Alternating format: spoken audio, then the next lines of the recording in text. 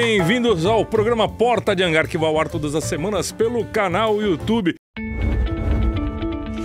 Bem-vindo ao programa Porta de Hangar, o canal da aviação.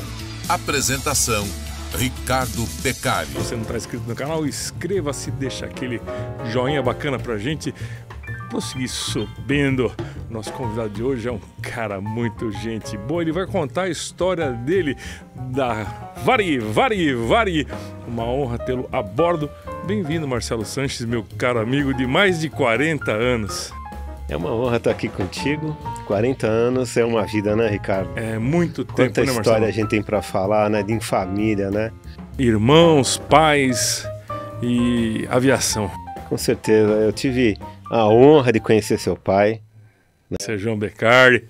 Comer a pizza na casa da sua mãe. Era que ela gostoso. fazia, eu ia lá, a gente morava pertinho. Maravilhoso. E minha mãe sempre foi uma mulher legal pra caramba com os meus amigos. Eu lembro que um belo dia o Marcelão chegou lá com uma lousa. Ele e o meu irmão estavam montando uma escolinha para dar instrução teórica para os pilotos. Lembra disso? Lembro. Aí o Marcelão chegou lá e falou: Dona Cida, posso dar uma pintada na lousa? Ele falou: pode mandar, meu pinto é seu mesmo.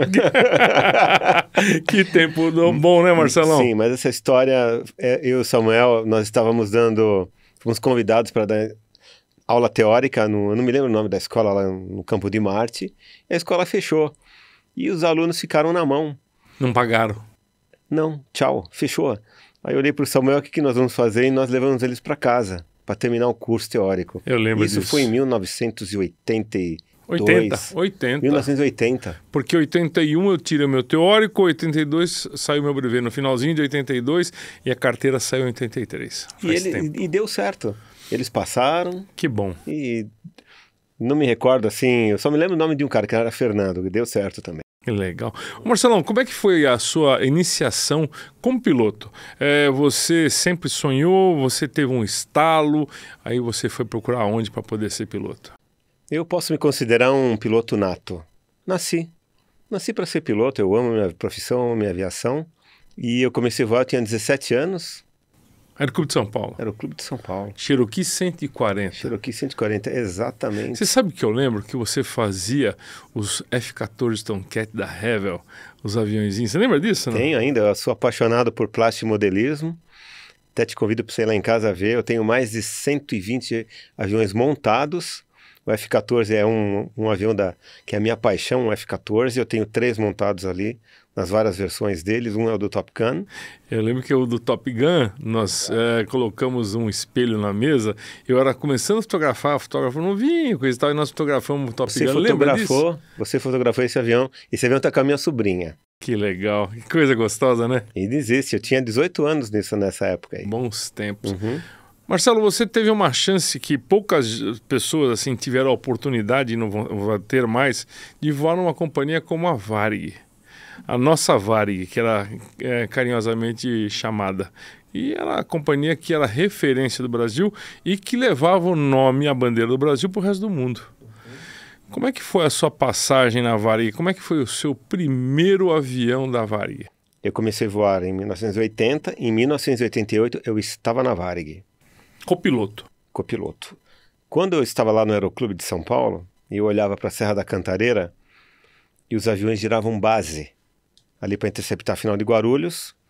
E eu via lá os 707, outros aviões da Varig, e eu olhava para eles e falei, eu vou voar vocês. Que legal. E comecei a voar em 1980, no Aeroclube de São Paulo, brevetei PP, PCFR Multi.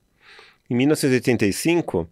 eu fui fazer a EVAERA, a Escola da Varig. Ah, que legal. Que era o 6º CA. Todas as matérias de aviação, esse era um curso pago, preparatório para você prestar o concurso da Varig. Porque naquela época, entrar na Varig, só os melhores entravam, porque era como um vestibular. Além das matérias de aviação, inglês, entrevista oral, redação, português, redação em português, física, química e matemática. Eu fiquei 6 meses fazendo o 6º CA de janeiro a julho, em Porto Alegre, pago, me preparando para entrar para a Varig. Quer dizer, era puxado pra caramba. Super. Mas você não voou na aviação executiva? Voei. Em 86 eu voltei para cá, de agosto até o final, O teu pai me deu meu primeiro emprego. Ah, que legal. Lá em Piracicaba. Foi voar do quê? Fui voar lá com o Petan. Ah, de Sêneca. De Sêneca com o Petan na Transamérica Táxi Aéreo. Foi seu pai que me arrumou meu primeiro emprego lá na Transamérica Táxi Aéreo. Mas só foi isso também? Não foi muito mais na aviação executiva, foi? Foi, sim. Eu tive a oportunidade de voar um C-90, um King Air. E, obviamente, com seu pai, o Juliette November Kilo, que era o Aero Commander da Companhia Melhoramentos Norte do Paraná. Eu voei nesse avião com ele, que delícia. Só ele, só o João dava partida naquele avião. Que gostoso. Pode deixar o seu João, eu vou dar partida, vou tentar lá, o avião não pegava. Marcelo, tira a mão daí que você vai acabar com a bateria. Aí seu pai ia lá, dava manetaço. Tinha que trocar a manete de mistura pela de potência. Exato. Porque a mistura você tinha que pôr pobre, manete de potência rica, da bomba, e a hora que ele fosse pegar, você trocava, né? Eu lembro assim. que nós decolávamos uma fazenda lá do norte, sul do Pará. Não era... Não, era uma fazenda no sul do Pará. Sei. Né? E tinha na cabeceira oposta, tinha uma castanha enorme ali. Aí ele, Marcelo, dá o flap. Ele rodava o avião, dava o flap e o avião subia igual um helicóptero, assim, para ultrapassar a castanheira. Só teu pai, uma mão excelente para voar. Gostoso, uma pessoa maravilhosa, genial, que eu tenho no meu coração e lembro dele com muito carinho. Que legal. E uma vez eu tive um probleminha com ele ali. Durante o voo de retorno da fazenda, né, para Campo Alegre, eu acho que era Campo Alegre, se eu não me engano, começou a vazar combustível aqui, assim, ó. Caramba, na janela? Fuel leak, exatamente. Na junção porque era Pra dentro do avião? Não, pra fora. Sei. Aí, vamos acelerar que vai acabar o combustível. Mas pousou, tudo bem. Aí nós voltamos de ônibus, né? Descobriram a pane. Eu lembro dessa história. O avião ficou parado. Nossa, voltar de ônibus de lá é uma loucura. Não, foi um faroeste. Só o João Beccari mesmo. Minha história. E depois disso, eu voei com seu pai Citation também. Ah, que legal. Aí e nisso foi andando a aviação, eu prestei para a Varig. Isso nós entramos em 87, né? E eu fiz a prova da Varig, fui aprovado. E eu estava voando com seu pai, o Citation, aprendendo com ele. Aí ele me ofereceu, vamos checar o avião. Eu falei, seu João, agradeço, eu estou entrando para a Varig agora. E não chequei o C500. Não deu tempo. Era o November 505 Romeo Tango. Legal. Lembro desse prefixo. Marcelão, e o que era voar na Varig? Puxa, a gente fala, mas era tão gostoso antigamente. Eu não tô querendo ser saudosista, mas era diferente. Foi muito gostoso. Eu entrei lá em 88 e fui selecionado para voar Eletra na ponte aérea. E assim fiquei 4 anos lá. Em 3 anos de companhia eu já tinha número para ir para internacional. Só que o Eletra ia entrar em phase out. E eu fiquei preso ali mais um ano.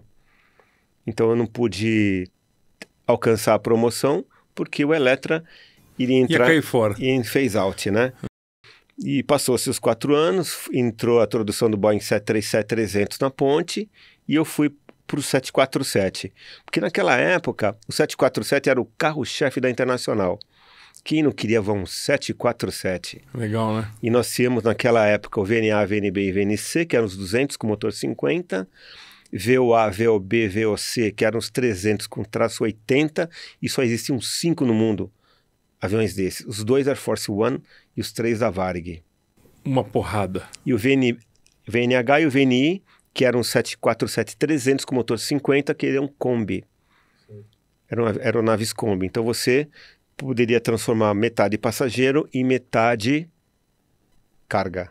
Uhum. Quero voltar um pouquinho no elétrico. Como era chegar em Santos Dumont pilotando... Mas você podia pousar no Santos Dumont? Podia, que o piloto pousava na auxiliar. Não tinha mistério naquela época, né? aerostoraviation.com. Soluções em aviação. Rotation.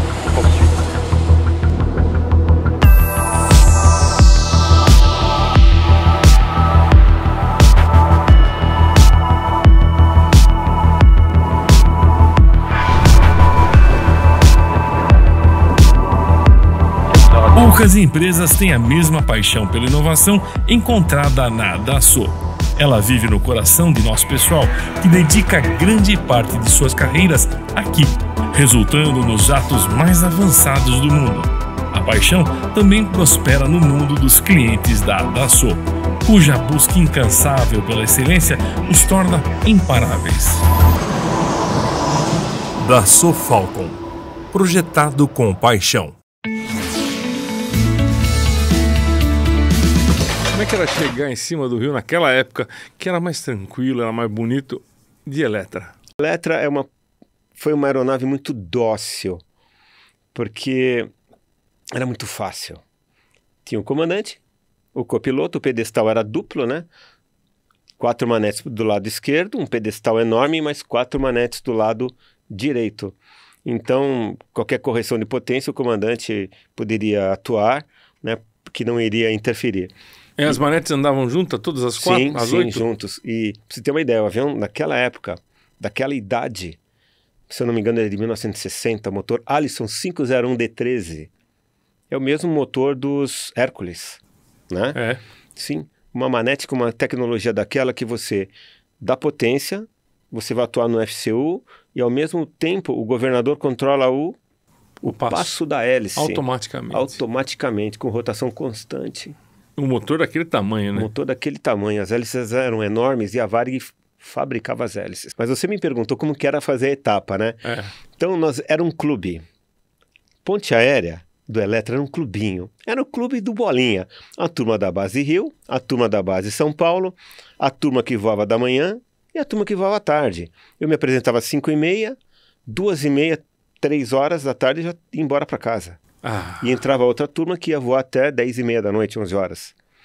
Então, eram 6 Eletras em São Paulo e 6 Eletras no Rio. Se cruzando, era 1 hora de voo. Uma festa. Uma festa. Realmente era uma festa. Uma irmandade. Dava tempo de almoçar. Dava. Eu vou te contar o almoço. Então, era 1 hora para ir, pousava, ficava 1 hora ali, saía, ia tomar café, voltava, dava o embarque tudo de novo, né? E era essa tranquilidade. 4 etapas, 2 do comandante e 2 do copiloto. E era uma maravilha, era muito gostoso. Mas vocês ficavam 1 hora no chão? 1 hora no chão. É mesmo? Uhum. Que coisa boa, E o que era mais gostoso era a época de setembro, esse inverninho, final de inverno, né? Que é aquele sky clear, nós decolávamos, visual barra 1.500 pés, e íamos a 1.500 pés voltando para São Paulo. Angra dos Reis, Paraty, mostrando para os passageiros. Era um voo panorâmico, a 1.500 pés, Ricardo. Ubatuba, através de São Sebastião, chegava em Santos, subia para 6.000, ultrapassava a serra e pousava. Era um passeio. Ô Marcelo, você teve essa honra de voar na ponte, e a ponte não é só o fato de ser a ponte aérea, mas é o fato das histórias da ponte, né? Muitos casamentos desfeitos, muitos negócios feitos, muita gente se conhecendo, muito artista. Como é que era isso aí? Isso era muito, muito bacana, porque não existia gate naquela época, então era possível observar os passageiros entrando. E naquela época era permitido, você convidava passageiro, passageira para vir na cabine, e assim era uma festa, era uma alegria. Passageiro famoso tinha um monte. Sim, muitos artistas, conheci muita gente importante, muito bacana. E a decolagem do Eletra era uma decolagem difícil, tensa, ou ele saía bem do chão lotado? Porque não tinha muita carga, né? Praticamente você alinhava, parking brakes, freios no pé, decolagem from the brakes, segurando o freio, dava potência, estabilizava a RPM dos motores, soltava o freio e ia embora. V1 rotate, gostei rodava, do barulho. Como é que era o barulho? Que legal. Bom, aí você teve o fim do Eletra, coisa e tal, foi para internacional. Sentiu diferença? Sentiu... Porque é outro esquema, né? Você decola e você tem que fazer conta para ver se vai chegar no lugar e coisa e tal, mas não tem aquele voo gostoso de você ficar olhando para fora, de curtir. Foi uma mudança totalmente da água pro vinho, né? Porque eu saí de um avião turbo-hélice, lento, por um 747 que naquela época era o the greatest one. Quem é que não queria voar um jumbo nesse planeta? E quem é que voava? Lufthansa, Varig, JAL, e as aerolíneas, as airlines americanas, né?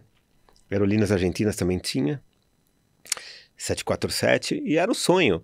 Então, poxa, foi um jump assim muito grande. Então, só que a companhia dava um treinamento fantástico. Ela nunca te deixava chegar cru. Ela te preparava. Não tinha pressa para formar um piloto lá. E não pode ser diferente, né, Marcelo? Não tinha pressa para formar um copiloto, um comandante. Não tinha Zé Mané voando. Não, não tinha, e não tinha mistério. Mas a maioria, grande maioria, estava lá para ajudar, principalmente os instrutores. Marcelo, mas tem uma rixa das companhias, vamos falar francamente aqui. Tem gente que não gosta do pessoal da Varig. Por que essa bobagem? Eu posso falar? Porque Pode. foram os caras que não tiveram competência para entrar lá. Isso eu posso falar com muito orgulho. Que legal. Para entrar lá não era qualquer um que entrava. Eu sei. Eu lembro o quanto eu estudei, o quanto eu Ralou me bastante, dediquei. né? E você imagina, copiloto do Eletra, eu fui para um 747. Meu cheque para Nova York. Comandante Derito.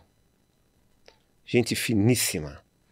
Né? Você fazer um Low Visibility Procedures, um ELS CAT-2 logo de cara assim. Quer dizer, eu fui muito treinado. Um excelente ground school, um excelente treinamento no simulador, uma excelente instrução, porque era só voo internacional, Londres, Roma, Então, isso que eu ia te perguntar. Frankfurt. Qual eram os voos que vocês tinham no 747? Ok. Eu escolhi ir para o Jumbo justamente por baseamento em Los Angeles. Que eu tive... Você ficou morando em Los Angeles? Morei em Los Angeles. Quanto tempo? Deu um total de 1 ano e 2 meses. Foram 4 baseamentos de 4 meses e um baseamento de 2 meses em Hong Kong, que era o Bangkok, Hong Kong e Joanesburgo. Imagina, gente, você voar um 747 saindo de Los Angeles. Que puta coisa bacana, né, Marcelo? E a rota era para Narita. Olha aí, Japão. E Nagoya. A Varig sempre teve essa vocação de voo internacional, né? Mesmo na década de 50. Sim, sempre teve. Se você olhar as histórias, desde o Constellation, igual aquele quadro que você tem ali, né? Um Constellation saindo lá de Porto Alegre, indo parar em Nova York. Você viu quantas escalas? Pinga-pinga, né? Pinga-pinga. E o inglês na época? Era diferente? Porque a gente aprende inglês aqui e chega na hora do pega pra cá pra lá, porque você vai para para Miami, para Nova York, para Orlando, que é onde eu conheço, São Francisco, chegando, é um monte de avião. E o gringo vai falar rápido com você. Como é que foi a sua primeira atuação de inglês? Foi difícil? Foi um costume. Se bem que voar lá fora é muito...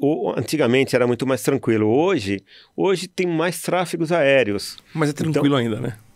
Hoje você tem o CPDLC, hoje tem as Stars, que ajuda muito. Mas naquela época você vinha numa aerovia, ok? E daquela aerovia, quando o centro mudava para o approach, era vectors. Acabou. Clear to descent, right turn, left turn. Normal. Tranquilo. Normal. E falar no Japão, por exemplo? No Japão era Varigo. Era Varigo. Varigo era mais... Eles falavam lentos. Aeroplano... Sim. Justamente, eu acho que o japonês, como é muito disciplinado, eles têm um comprometimento com a segurança. Nunca tive problema nenhum lá.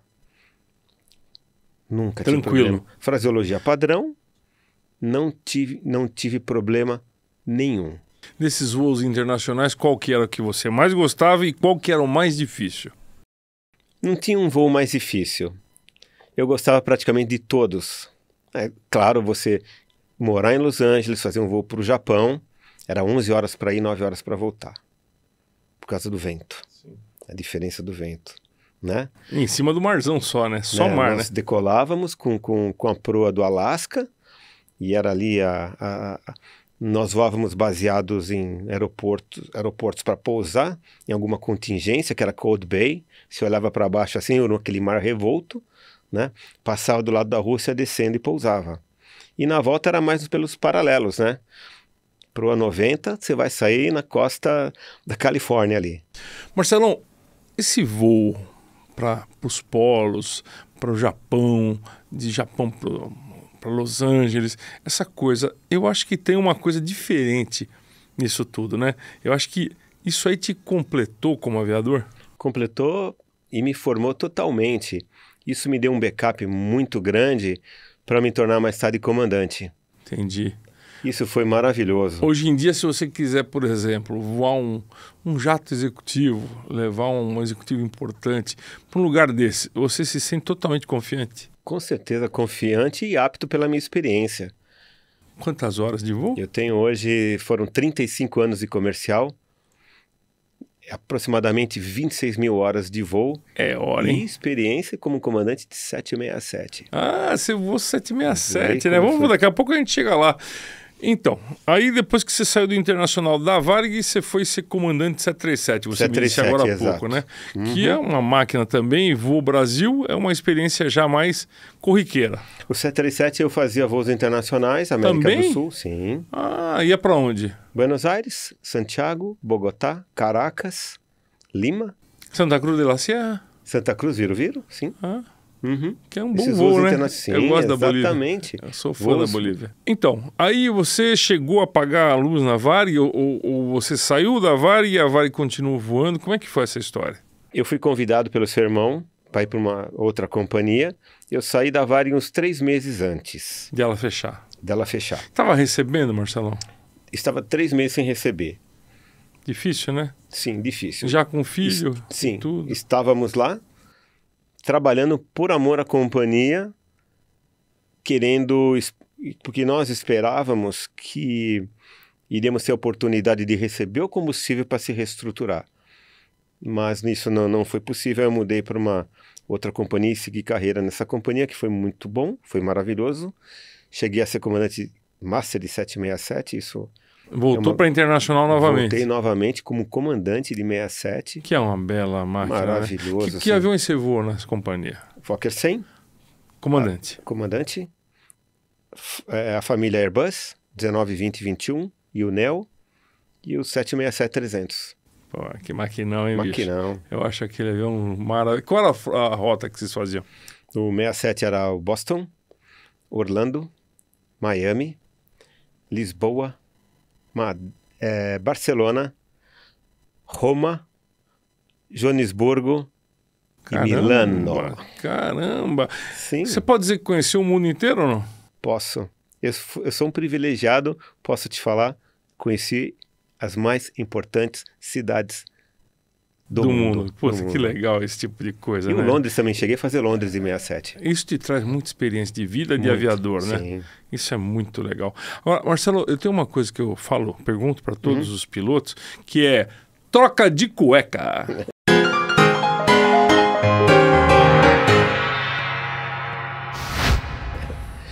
Troca aí? de cueca. Bom, Teve? olha, voar na Varig era uma maravilha dos deuses. Sim, tive uma troca de cueca na Varig. E a história foi bastante arrepiante. Uma só? Uma só. Você não teve uma, que eu me lembro, não sei se você está falando besteira, de Eletra também? No Eletra tive uma perda de óleo do motor 3. Estávamos mais ou menos próximo a São José dos Campos, vazou o óleo 3. Já descendo. Não, voo de cruzeiro. Aí o flight shutdown engine number 3 embandeirou e retornou para São Paulo. Aliás, retornou e pousou em Guarulhos, porque em emergência você não podia voltar para Congonhas. Até hoje, você tem uma emergência, você não pousa em Congonhas. Você vai para um aeroporto maior. Faz sentido, né? Sim. O aeroporto é comprido, coisa e tal. Sim, mas era não vejo era um problema Tranquilo. tranquilo e Corriqueiro. fácil, corriqueiro e muito simples de resolver. Shutdown, corta em bandeira, só vai perder um pouco de velocidade. Performance vai ficar legal também, porque tinham 3 motores. Ele era um avião que voava com 90 passageiros, então ele era facilmente... Voava bem. voava muito bem. Ele Mas- voava bem até com quantos motores, aliás? Não passava 3, eu acho que era o limite. Não para o outro. Não para, né?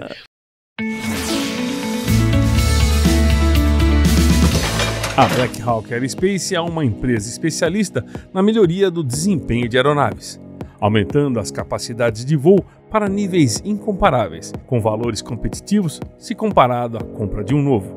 Melhoramos o desempenho de aviões como King Air, Pilatus e Caravan. Saiba mais em blackhawk.aero. No Porta de Hangar tomamos o café 7 Senhoras, um café com blend especial. em grãos, pó, cápsula ou embalagem especial para a sua empresa.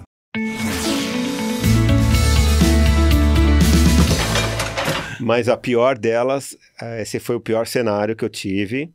É uma história bem, até de lembrar.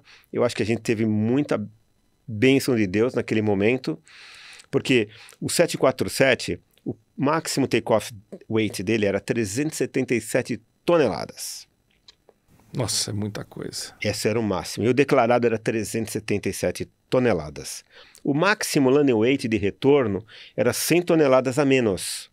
277. Ou seja, 277. É muito peso, Marcelão. Muito. Se você considerar que você tem que dampar 100 toneladas, isso demora mais de 30 minutos para você pousar dentro do máximo landing weight, não fazer um era um marzão, landing. né?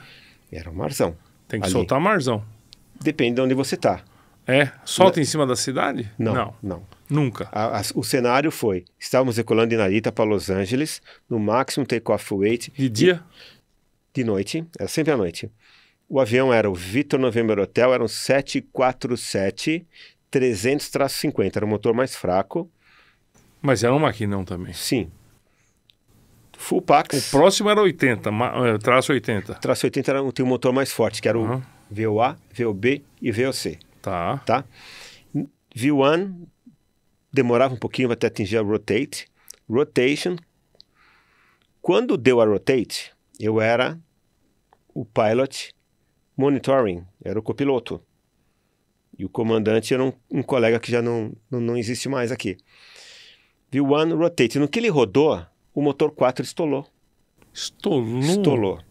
Detalhe, o retorno era CAT 2, que estava com garoa e low visibility procedures. Bom, você saiu já ficou instrumento no jogo, Nós já né? decolamos em toga. Toga com máximo takeoff. Tá? Na rotate, quando você roda, você tem o quê? Positive rate get up, bota o avião na atitude e voa o avião. Fly the plane. Nessa troca de atitude, estoura o motor 4. Pum, pum. A chama vinha aqui, ó. Você ouviu? Pum, fazia pum, pum. E o flight, o motor 4 está estolando. E como era um avião analógico, as informações de EGT fazia... Ela dava aqueles picos assim, e porque dava aquele pico de EGT, porque o motor está estolando, e dava a luz de high EGT. Ou seja, você ficar numa situação complicada, né? O motor podia pegar fogo por causa do high EGT e não podia cortar. Cortava? O motor estolava, quer dizer, em vez do ar sair para trás, ele volta para frente, ele engasga, e a labareda vem aqui para frente, então iluminava aqui a minha lateral. Isso era o motor 4, e o motor 4 no 747, em caso de falha, era o pior por causa da simetria. Então, qual que era o procedimento? Auto throttle off e reduz até parar o stall. Não corta. Não corta. Porque não era fogo de motor. Não, era stall, engine stall. Mas o que acontece com o engine stall? Explica pro pessoal. O que acontece com o engine stall? Por que dá essa pane? Naquele avião deu uma troca de motor porque foi uma falha das IGVs. Tá? Algum problema interno do motor e o motor não conseguia desenvolver. Você lembra aqueles carros a álcool antigo? Sei, mesma coisa. Gelado, fazia assim? Era o carburador. Então, deu um engine stall, porque você pode ter um engine stall por várias razões, motivos. Um bird injection, um bird strike, né? E se você olhar os filminhos, sai fogo do motor mesmo. Sai fogo do motor. Bom, desculpa te cortar, mas é que é uma história emocionante, né? E aí, como é que foi o problema? O flight está estolando o motor 4, ok. Subentende-se que você trimotor, você vai voar o avião. Lê do engano. Você vai voar o avião. Ok, está estolando o motor 4, ok. Auto throttle off, reduz até parar o stall, bota o avião no pitch, eu não lembro que pitch que voa o 747, mas em torno de pitch 10, como qualquer um. Positive climb, get up, ok? O avião não voa. 0, 100, 0, 100 e tocando shaker. Nossa. Pô, o avião não está voando. Se o avião não está voando e o peso declarado era 377, ele estava over. Acima do peso. Ele estava acima, porque a performance do avião... É para voar. É para voar, e ele não estava voando. Sorte nossa que a nossa decolagem era para frente do mar. Não tinha morro. Era na frente do mar, não tinha morro. E o avião saiu lambendo tudo ali, porque era 0, 100, 0, 100, imagina, porque você bota o avião na altitude, level wings, máxima potência nos motores. Recolhe o trem? Positive climb, get up, recolhe o trem e fly the plane, vai subindo até a aceleração. E naquela época, a altitude acceleration era 400 pés. Hoje é acima de 1000. Para chegar em 400 pés. Para você nivelar o avião, limpar o avião. Qual que era a manobra? A sequência da manobra era: reduz o motor que está estolando, mantém a máxima potência do motor 1, 2, 3, fly the plane, level wings, pitch, e espera o quê? E levanta a bunda, Marcelão. Espera o rate of climb. Sim, claro, e não estava dando. E não estava dando, rate of climb. Caraca, bicho. Rate of climb, você espera um mínimo de razão, porque naquela época, acceleration altitude, para você nivelar e acelerar o avião, era 400 pés. E não chegava. Podia pegar uma antena na frente, alguma coisa? Ou não? Poderia pegar um telhado, uma antena de rádio, de TV, que ali no Japão tem muita antena de rádio e TV, né? E o avião, ele entrava no shaker. Prr, prr. E quando o avião desse toca o shaker, no caso do Boeing, você tem que ceder o nariz.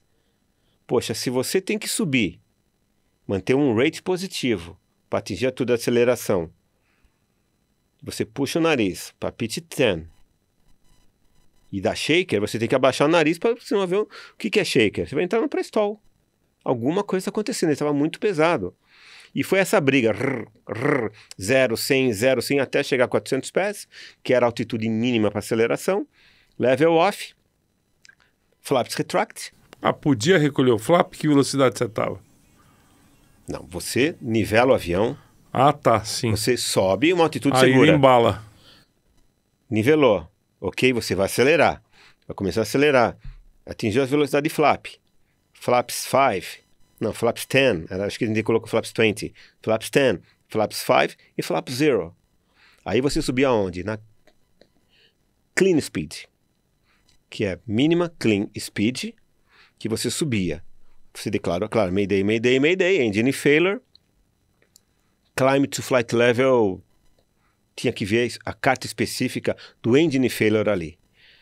Só que esse motor, toda vez que a gente tentava dar uma ajuda nele para ele recuperar, ele estolava. Então, shutdown, engine number 4, trima o avião, liga o autopilot, e aí nós fomos para uma área de dumping fuel, que era uma radial do VOR de Narita, subindo para um certo nível, eu não lembro, porque cada engine failure, engine procedures, área dumping procedures, você tem uma área no planeta. Uma área no aeroporto específica para esse tipo de coisa, né? Mesmo porque é uma coisa que polui. Sim. Né? É por causa disso que tem uma área. Na verdade, você sobe, ele vaporiza, né? Ele vaporiza. Vaporiza. Quantas toneladas? 100 toneladas? 100 toneladas. É muito combustível. Dampamos 100 toneladas, voltamos, porque é o seguinte, você pousar overweight landing, num 747 pesado, é o que aconteceu agora há pouco. Estoura os pneus, é um rolo, não para. Não. É aquele que aconteceu com o 77. Você pode ter um overrun, um veer-off, você pode ter um problema de quebra de trem de pouso na hora do toque, entendeu? Pô, o avião tá voando. Fly the plane. Voa, vai para a área segura. É possível dançar? É. Dampamos, tranquilo. Tava tudo funcionando, hidráulico, elétrico, né? Volta, configura, landing distance, performance, pousou. Quando chegamos lá, fomos olhar o motor. Era o Sato-san, o mecânico muito eficiente. E a Varig tinha um motor... Brasileiro? Sato-san, sim. Ele era um japonês, nascido no Japão, só que ele era funcionário Varig, né? Era o Sato-san, sabia tudo. Sabia tudo de Jumbo. Deu pernoite lá, vocês ficaram por lá. Deu troca de motor. Caraca. Pra você ter uma ideia, a Varig tinha um motor reserva para nós. Nossa Senhora. O Sato-san trabalhou a madrugada toda. Depois de 12 horas, o avião estava prontinho para retornar. Retornamos nele. Claro que atrasou toda a malha, todo o retorno dos passageiros, né? E as perninhas, tremia? Eu senti nessa hora que tinha uma força maior segurando o nosso avião. É, né? Senti. Deu uma troca de cueca assim, porque você com máxima potência dos motores, com atitude, e você vê o climbing 0 e no tocando shaker no manche. Aí você olhava para fora assim, dá potência no motor, estola, e a chama vindo aqui do seu lado direito, eu pensei, it's over. É mesmo? Pensei. Que coisa. Pensei, até arrepia até hoje. Complicado. Não chegou a hora. Essa foi uma história que eu tive, né, que foi uma história real. Eu não me lembro a data, o mês, mas foi em torno de 1997, 98. Eu acho que deve ter nas histórias aí, se existir essas histórias, né? O Victor November Hotel. Marcelão, vamos para encerrar o assunto. Eu queria que você deixasse para as pessoas que estão começando, como o nosso amigo Victor, que está visitando aqui o Port de Angar, uma palavra de apoio, uma palavra de incentivo. Victor, e a todos os colegas que estão iniciando na carreira da aviação, eu acho que a carreira da aviação é uma carreira brilhante, exige muito da gente, exige muito estudo hoje, principalmente com o inglês. Tem que ter inglês, estuda inglês. Senão não vai, né? Senão não vai. Estuda inglês, estudem, façam o voo mental, se preparem para o simulador, estejam preparados, estejam com a cabeça aberta para ouvir, entender. Estejam preparados para voar com comandantes, que são os comandantes, são instrutores, são gente boa, estejam preparados para voar com pessoas que não estão nem um pouco a fim de ensinar. Porque tem, né, Marcelo? Tem, bastante. Tem, infelizmente. Eu fui instrutor e, poxa, e pelo menos eu tinha uma calma com os meus alunos, eles adoravam, muitos copilotos adoravam voar comigo porque eu era muito tranquilo. Claro, como sempre tem pessoas boas, pessoas ruins, né? Mas o ideal é sempre manter um padrãozinho, o mesmo modo de pensar, modo de tratar bem, um bom briefing, um bom CRM, saber escutar, ter um pilot skill perfeito. Ah, legal, pessoal, tá vendo? Palavras do comandante Marcelo, 26 mil horas de voo, voando na Varig, voando em outras companhias. E é isso, se você estuda, você se prepara para qualquer tipo de emergência, para qualquer tipo de voo. Marcelão, obrigado pela sua participação no Port de Angar e eu quero que você volte mais vezes. É uma honra estar aqui contigo. É um prazer, faço isso com muito amor, com muito carinho. Tenho muita história para contar. Tá bom, legal. Obrigado, Valdir Lopes, o grande Valdir. Obrigado pela força. Até a próxima. Valeu. Se você gostou da conversa com o Marcelão, dá aquele like e, se puder, inscreva-se no Porta de Angar. Um abraço.